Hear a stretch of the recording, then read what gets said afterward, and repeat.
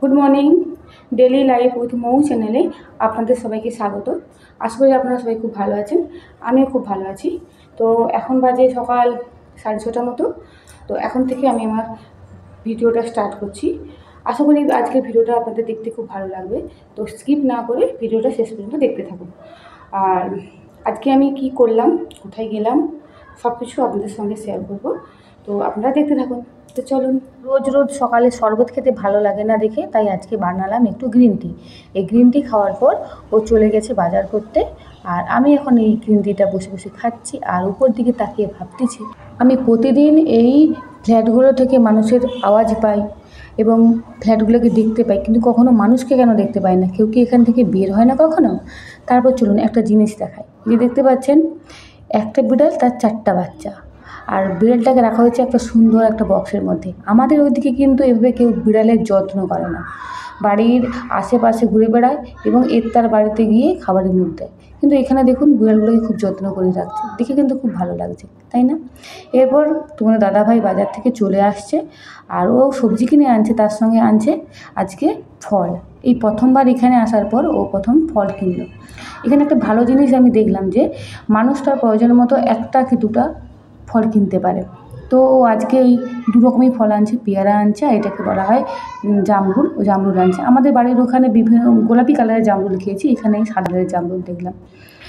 তো এরপর আমি ওর জন্য ডালিয়া আর আলুর পকোড়া বানিয়ে রাখছিলাম, ও ওটা খেলো, খেয়ে স্নান টান করে ডিউটি চলে গেল। আর এটা হচ্ছে আমাদের বাড়ির মেন গেট, এখান দিয়েই বেরোতে হয়। আর যখন আমার বোরিং লাগে তখন একা একা আমি এই গেটের মধ্যেই ঘোরাঘুরি করি, যাতে একটু মোবাইলের নেটওয়ার্কও পাওয়া যায়, একটু মনটাও ভালো হয়। এরপর আমি এসে রান্না বসিয়ে দিচ্ছি। আজকে আমাদের নিরামিষ, তাই প্রেসার কুকারে ডাল আর সব রকমই সবজি দিয়ে একটা তরকারি বানাবো আর একটু ভাজাভাজি করব। তো এটা দিয়ে আজকে আমাদের রান্না হয়ে যাবে, খাওয়া দাওয়া। তো এরপর আমি কী করলাম, স্নান টান করে এসে তোমাদের দাদাভাইয়ের জন্য খাবারটা প্যাক করছি। ও আজকেও বাড়িতে খেতে আসবে না, তার জন্য আমি আজকে ওর জন্য খাবারটা প্যাক করলাম। তো গিয়ে আবার পৌঁছে দিয়ে আসতে হবে। কি করা যাবে বলুন তো? ডিউটি এত চাপ যে খাওয়ারও সুযোগ হয় না। তো সামনে যখন আছে পৌঁছে দিতে ক্ষতি কী? তাই আমি আজকেও যাব খাবার পৌঁছে দিয়ে আসতে। তো এই জন্য আমি তাড়াতাড়ি করে খাবারগুলো প্যাক করলাম। প্যাক করে এখন আমি বেরিয়ে যাব।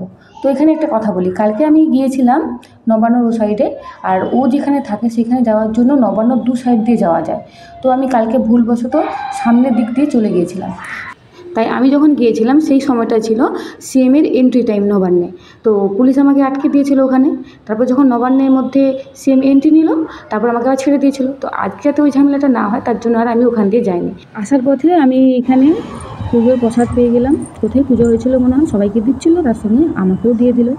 তো আমি এখন চলে আসছি, ওকে খাবার দিয়ে চলে আসছি। আর বাইরে প্রচণ্ড গরম, এই গরমের মধ্যে বেশিক্ষণ দাঁড়ানো সম্ভব নয়, তাই গেলাম আর এলাম। এখন আমি চলে আসছি রুমে, এসে আমিও খাওয়া দাওয়া করবো।